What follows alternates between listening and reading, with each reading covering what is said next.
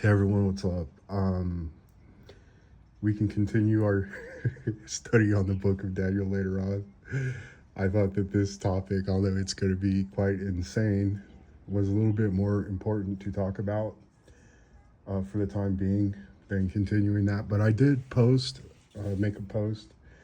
There was this woman that kind of covered the same things that I saw when I've gone through the books of Daniel, uh, Daniel 3 in particular, and Revelation 13. But we're going to start this with scripture. I think it's very important. 1 Peter 4 says, "Beloved, think it not strange concerning the fiery trial, which is to try you as though some strange thing happened unto you, but rejoice inasmuch as ye are partakers of Christ's suffering, that when his glory shall be revealed, you may be glad also with exceeding joy. If ye be approached for the name of Christ, happy are ye, for the Spirit of glory and of God resteth upon you. On their part he is evil spoken of, but on your part he is glorified." You're going to see this, well, even when you read the books of Matthew, Mark, Luke, and John, God tells us that you're going to be going through tribulations, things like that. Many of you are going to be killed in my name and whatever, as you go through those gospels. But you also see this throughout the Psalms and all throughout the Bible as you go through it. And we get reassurance here from Peter. Peter knew this better than anybody else, particularly when Jesus prophesied his own death to his apostles. Peter was like, "No, Lord, you can't do that." And he gets rebuked pretty fiercely. He's like, "Get behind me, Satan." It was that bad. And he's like, "You're focused on the things of man and not on the things of God." And from our perspective, because we do live in this world and, we see things through our flesh, all our stimuli is how we gauge our reality for the most part: sight, hearing, touch, smell, whatever, etc. Okay? And then what comes along with that, of course, are emotions and feelings. And, a lot of it's hard to deal with, and a lot of people, they don't want to admit this stuff. But, I don't want to get too far into this story, and this is a crazy topic to cover. But when this stuff started happening to me, and it just came out of nowhere, you understand? I call it the Blitzkrieg. And a lot of people, they don't know this, but the book of Job was actually the first book written in the Bible. Although the Bible's not in chronological order, much like many books like Revelation and everything else, it makes it a little bit more harder to decipher and discern what all is going on. But again, that requires research and things like that for you guys to learn on your own. But Job was actually the first book written, and it was written in a significant time before the Pentateuch, which Moses wrote, which are your books of Genesis, Exodus, Deuteronomy, etc. But it was the book of Job that really, when I was going through this nonsense, again, I call it a blitzkrieg. I was searching for answers, in some places I shouldn't have been searching in, but it finally led me to the Bible. And I was given warnings beforehand this stuff happened. And again, I'm not going to get too crazy around, all the details and everything surrounding my story. But one of the things that started to happen, of course, was my life started to unravel. And I was pretty much stripped of everything, including my reputation. I mean, I was a military guy. And I was a very good soldier. I was a top soldier, top performer in pretty much a lot of what I did. But my reputation, everything pretty much ended up being stripped. My finances were affected while I was going through this stuff. But, it was coming in successive manner, one attack after another. And this also included things such as gang stalking. We're getting calls, and I was actually getting death threats. People were telling me they were going to kill me and bury me in a desert. I was finding blades and nails and things like that in my tires. I did kind of go over this story before on my channel. One year I had to change out 6 tires on specifically my birthday, there was a construction blade that I found in my tire. I get it changed. You understand? This is the first time this ever happened. 2 days later, after my birthday, the same tire that I just replaced, I found another blade in my tire. Not only was I dealing with, people like, drug addicts and criminals, I was actually also in battle with law enforcement and our justice system. One of these times, an agent followed me into a video game store, as crazy as this, and dumb as it sounds, but this is the truth. There was a man and his girlfriend that were in the store with me, and the store owner of Fallout Games.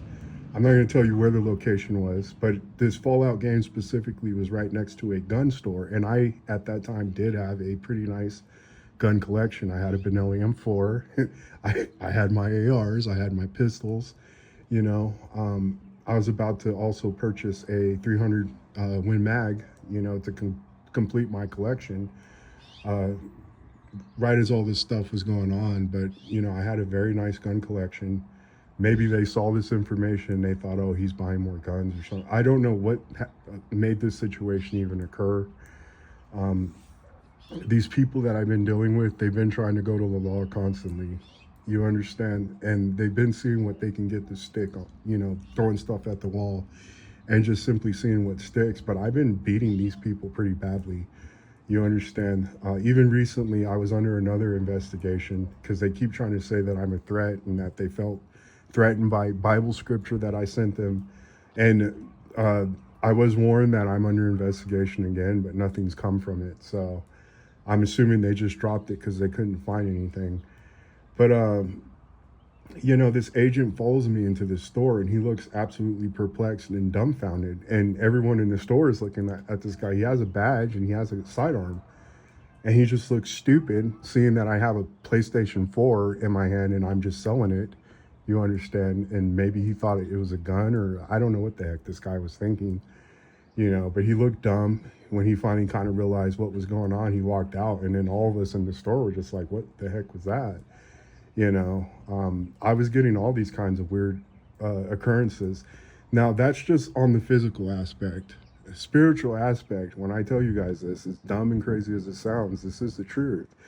These people even know how, they even go as far as astral projecting against you. And I've caught a few of them doing this against me. And I know that these are witches and warlocks, people that practice in the occult for the most part.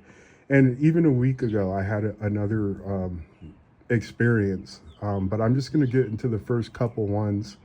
The first one I experienced is right when I closed my eyes, and this dude's there just looking at me.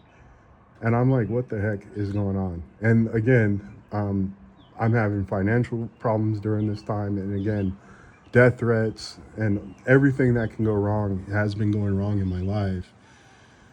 But, it's a rainstorm. I'm outside. So I'm sorry for the audio if it's hard to hear me. It's just nice and beautiful outside, and it's Arizona. So when it gets to rain, of course, I like to just sit and watch the storm. But,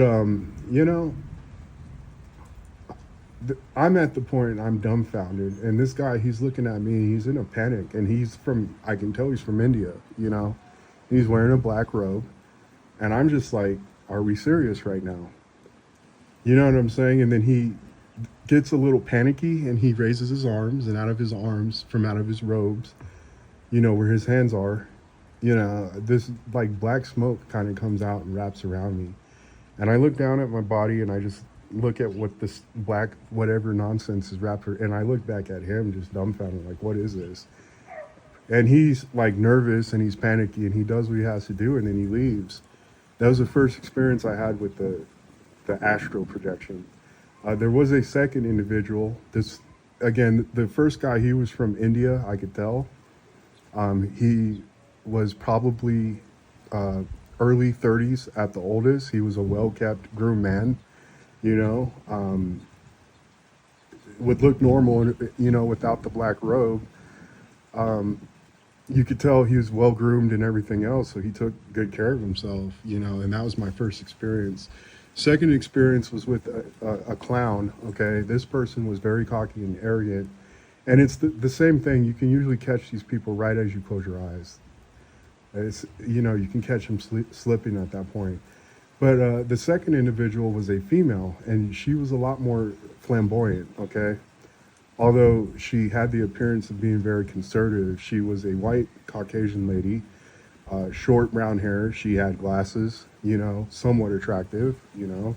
She wasn't ugly or grotesque, and she was in normal clothes. She was like in a white long sleeve button up shirt, you know, kind of dressed a little masculine, but she was a female. She was very skinny, very small thing, but she was very cocky and arrogant. And, you know, I'm once again like, here we go again with this nonsense. And she does like some kind of weirdo cheap parlor tricks, and she's trying to, I think, scare me.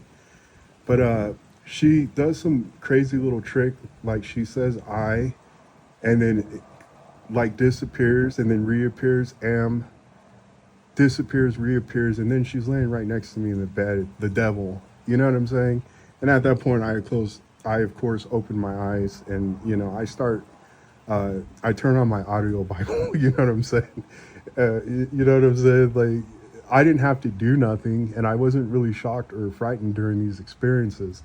There was one other experience, but I'm not going to talk about that. This guy was definitely higher level than the first two, and him I didn't even attempt to, you know, kind of contend with. But I will tell you this: I saw the second individual, who was the female. She still had her short hair, she still had her glasses, and she was still dressed in the same kind of manner, conservative white button up, but it led into a skirt the second time. But the second time I saw her, she wasn't cocky and arrogant. She looked very run down, and she looked very diminished. You know what I'm saying? And it seems like this time that she came, it was more so of a last-ditch effort, you know, for the most part. And I had pity on her. You know, I didn't even want to get back, because I'm a very competitive guy, you know. These people that have been messing with me again, I was talking crap to them, and I told them that they're just nothing but a group of bad actors. And their last attempt again, when they tried to claim that I'm a threat and that they felt threatened by the Bible scripture I sent them, the detective who was part of that case, he talked to me. It was immediately dropped, and we were even laughing and joking about it. You know, he was a Christian, and he knew what type of scriptures I was sending these people, because I was telling you guys, dude, like, you guys are in positions that you're in, and this is what you rely on and what you do. But I even told them, like, you know, you're just going to make me look better. And at this time, this was like my 5th consecutive win against these people. You know what I'm saying? And that's all I'm going to say about that. But, you know, you're going to deal with some pretty stupid things, okay? And it's going to seem very strange. Again, everything that could go wrong was going wrong. I had this condo at the time, and our whole complex was actually ridden with bed bugs. You understand? I just bought this new bed, and then come to find out, you know, my new bed gets bed bugs now. You know what I'm saying? The tires, like I said, the death threats, things like that. But also, even because I was still in the military at the time, when I ranked up, the very next day I get COVID. You know what I'm saying? It's just whatever was thrown at me for the most part, and that's why I call it the Blitzkrieg. But it definitely coincides with the book of Job, and that's exactly how it occurred, and it just kept happening in succession, one thing after the next. And there have been plenty of people from their perspectives. Some of them dealt with law enforcement like I did. I was getting hit from both sides, those criminal or police. You understand? Just dumb crap. You know, they knock on my door. Someone called and said that they heard you screaming and things, and it wasn't. I was asleep. You know what I'm saying? And it's like 6 o'clock in the morning still before I used to work at 9, so I would sleep until about 7 and not have to worry about getting to work on time. You know what I'm saying? I'm like, no, I just woke up. You know, there's no way that could have happened. I'm the only one here. Are you sure about that? And I'm just like, you can come inside and check the place if you like. There's no one here. I literally just woke up because you guys are banging on the door. You know, another thing you need to understand is that this whole time, the whole thing is to provoke you and get you to react in anger and things like that. I've done a video in the past where I talked about warfare method that a lot of people overlook. It's when we're told by Moses, the Lord shall fight for you and you shall hold your peace. This is one of the most important spiritual aspects. And you see this especially with Jesus Christ when he was going through the trial, with Caiaphas and the Sadducees and Pharisees. You understand? They're trying to accuse him and whatever else. And you just see how he keeps his cool the whole time. You know what I'm saying? Even after he's struck and things like that, he doesn't act out in anger. The only time you see him act out in anger is when he comes across the marketplace that's in the temple, and he says that this place shall be a house of prayer. You know what I'm saying? He flips out, he flips over tables and things like that. But that also coincides with the righteous anger of that we see in books such as Nehemiah, when he finds that his people, after they've just been released, it's starting to rain harder. It's so beautiful out here. After they've been released, and he says, this is what got us in this mess to begin with. This is what Solomon did. He started marrying strange wives, and here you guys are. You're now mixing your blood with these people again. And he starts putting hands on people. He gets crazy. That's the only time you've seen Jesus get, like belligerent, But the whole other time when he's going to be delivered until his death, you still see that he keeps his cool. Now, this is me talking to you in hindsight. You understand? This is not me during the time. During the time, I was definitely perplexed and confused, angry, full of rage and everything else. It took a lot for me to not cause further damage upon myself, But, another thing about today, because I'm still a baby Christian for the most part. I still eat a lot of cookies and milk, you know what I'm saying? I just been barely kind of trying to go hard into the meat, But it's very beautiful out here. But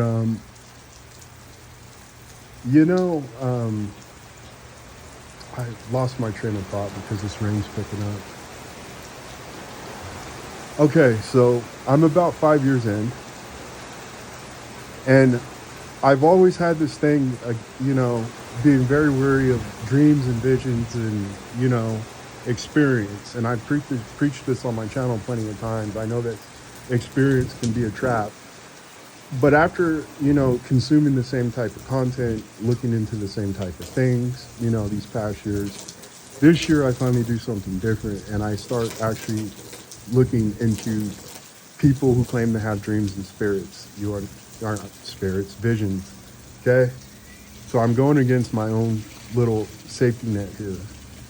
And I do find a lot of people that experience the same type of crap that I experienced, and we are told in the Bible that you have to test the spirits. You're going to come across many false prophets and things like that.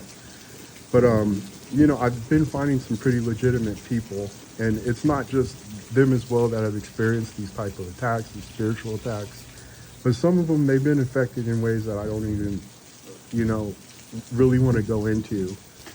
You know what I'm saying? And this is more of a warning video, again, for those of you, for the one of two of you that may come across this and you are experiencing some of these things yourselves. You understand? And if this does happen to you, just like we're told in Peter again, it says, beloved, think it not strange concerning the fiery trial, which is to try you. Again, we see this in books of Job as well, where his faith is tested the whole time. That was a book that really, again, just struck a chord with me because I was going through the same things, which was insane. But if you're a brand that is snatched out of the fire, this is the type of nonsense you're going to have to deal with. You do build a tolerance for it. You do get stronger. You do get more refined. That's the whole point of it. It's to reprove you, and it's to try you, and it's to remove the dross and things like that. And it's specifically to get you to draw closer to the Lord Jesus. You understand? He's the one that's really doing all the battling. He's the one that's really fighting off all the evil and everything else that you're going to be dealing with. We're also told, this is not a war between flesh and blood. It's not. You have to fight these things carnally. And again, that goes back to getting you to draw closer and nearer to the Lord. You got to start learning how to pray, and you got to spend time in his word and things like that. It was the only thing that helped me during this. I even went to, what's it called? soul psychologist for about 3 months. And you know what I'm saying? The only thing that helped me is when I was reading Psalms, reading the Word and things like that. God was the only one who was comforting me during this. And this is just for you guys who are like me, who are baby Christians. You know, I've only been at this for like 5 years. As you guys well know, this channel started off as boxing, covering boxing. And, you know, I tell people all the time, I don't do this stuff for clicks, views, and likes.